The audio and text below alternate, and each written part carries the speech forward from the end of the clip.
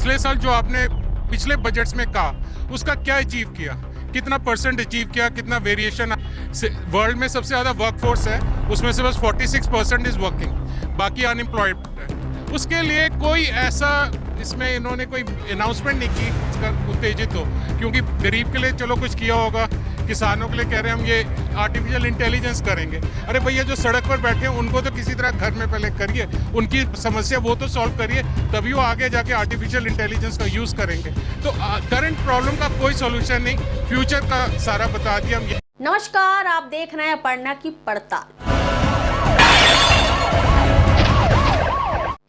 अमृत काल का बजट आ गया है। इतना फायदा है उसमें आम जनमानस के लिए, और इतना फायदा है कि इतना संभालना मुश्किल हो रहा। लेकिन वित्त मंत्री की जटिल भाषा में भोली भाली जनता को बजट समझ नहीं आ रहा, तनिक कन्फ्यूजिया आ गई है। मैंने सोचा मैं अपनी मोटी और सरल भाषा में समझाने का प्रयास करती हूँ।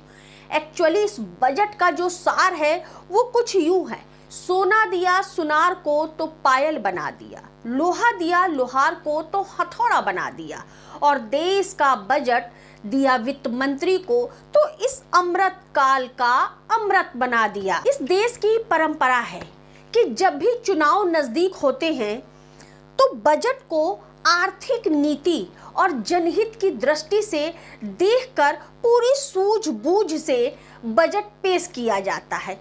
भले ही वो बजट और वो सूझबूझ जनता के किसी काम की ना हो, भले ही देश की 80% जनता 2 वक्त की रोटी और रोजगार के लिए गहरा संघर्ष कर रही हो, बजट आम जनमानस के हित में रखा गया है। भले आम जनमानस को ये बजट कम समझ में आ रहा, फिर भी मिडिल क्लास के लिए कल से नेशनल चैनल पर एंकरों ने टीवी में दिखा करके तो सारे फायदे गिना चुकी होगी और दिखा चुकी होगी। अब आपको यानी कि उन तबकों को जो सालाना 7 लाख रुपए कमाते हैं उनको अब कोई टैक्स नहीं देना पड़ेगा। हुआ ना बम्पर धमाका। यानी कि लगभग जो 50,000 रुपए महीना कमाते हैं बुआ, फूफा, चाचा, ताऊ, चाची, नानी, उन लोगों को कोई भी टैक्स नहीं देना होगा भैया। खुश हुए ना? बजट है, आखिर अमृत काल का है, अमृत ले लो सब लोग।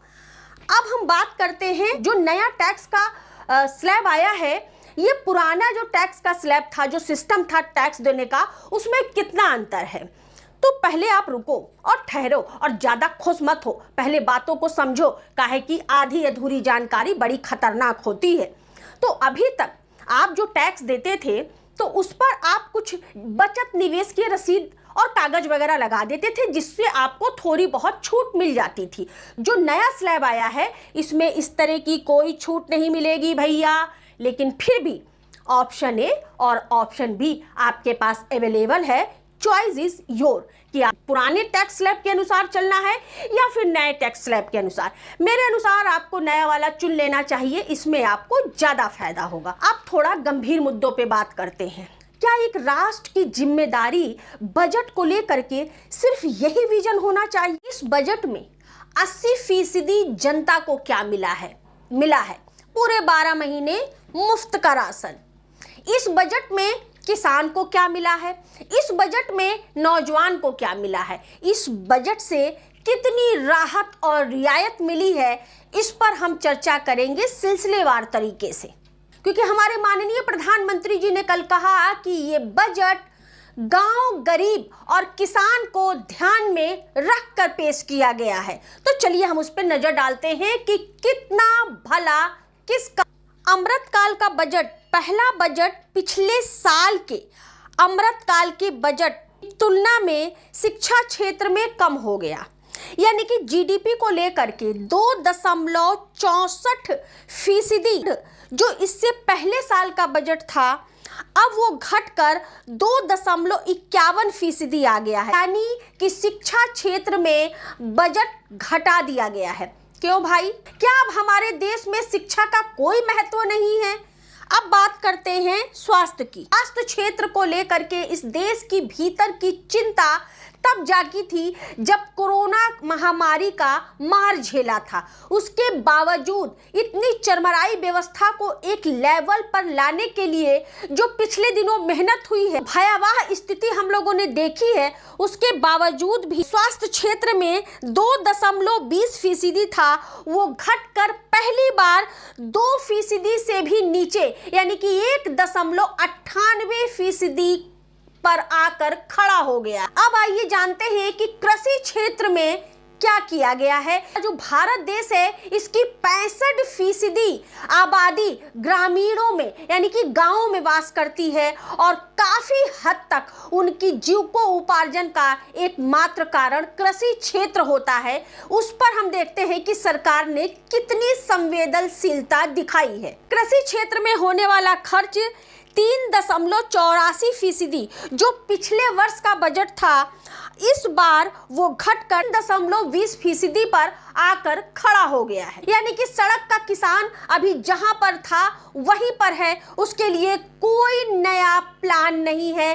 किसान सम्मान निधि योजना जिस पर ये सरकार 4 करोड़ रुपए खर्च कर चुकी है, लेकिन फिर भी किसानों की स्थिति जस की तस बनी हुई है। तेल के दाम बढ़ गए, खाद के दाम बढ़ गए। अब खाद यूरिया की जगह एक बोतल और लगा दी है, 350 की मिलती है वो यूरिया की।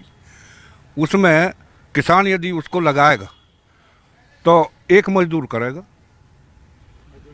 मजदूर के पैसा देगा, तो 350 की तो वो होगी 1 किलो की, और 450 हो गए मजदूर के।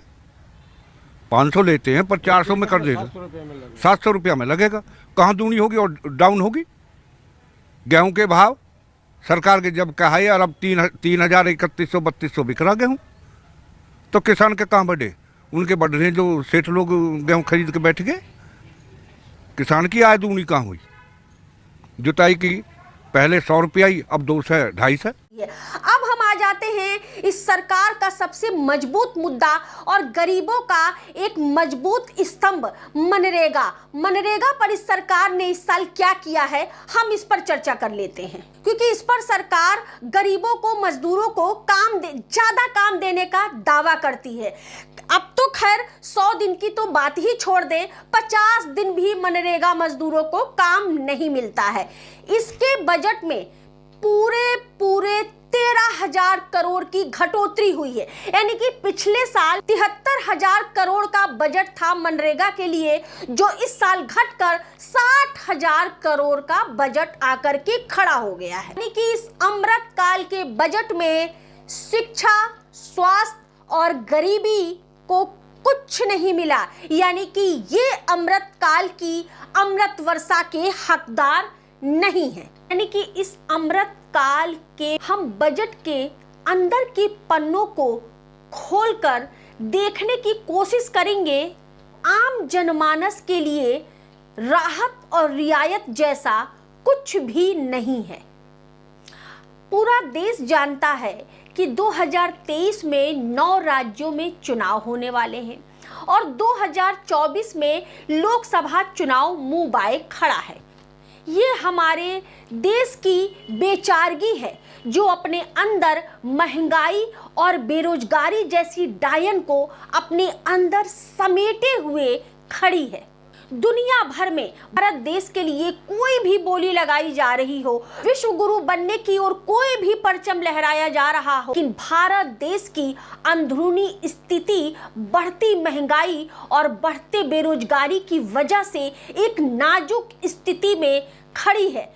तो ये है अमृत काल का अमृत वर्षा वाला बजट, जिससे आम जनमानस जहां खड़ा था वही खड़ा रहेगा। 80% जनता को मुफ्त का राशन 12 महीने और मिलेगा। तो इसी बात पर भैया बजाओ ताली और खुश हो जाओ इस अमृत वर्षा के बजट से। इस बजट पे आपके अपने क्या विचार हैं, मुझे कमेंट बॉक्स में जरूर बताइएगा। मेरी ईमानदार पत्रकारिता, निष्पक्ष और बेबाक पत्रकारिता को यदि आप यूं ही देखना चाहते हैं तो मेरे YouTube चैनल बोलती आवाज को सब्सक्राइब करें, मेरे वीडियो को ज़्यादा से ज़्यादा शेयर करें, लाइक, कमेंट, शेयर। ये सहयोग मेरी ताकत है और आप सब मेरी ताकत बने। नमस्कार।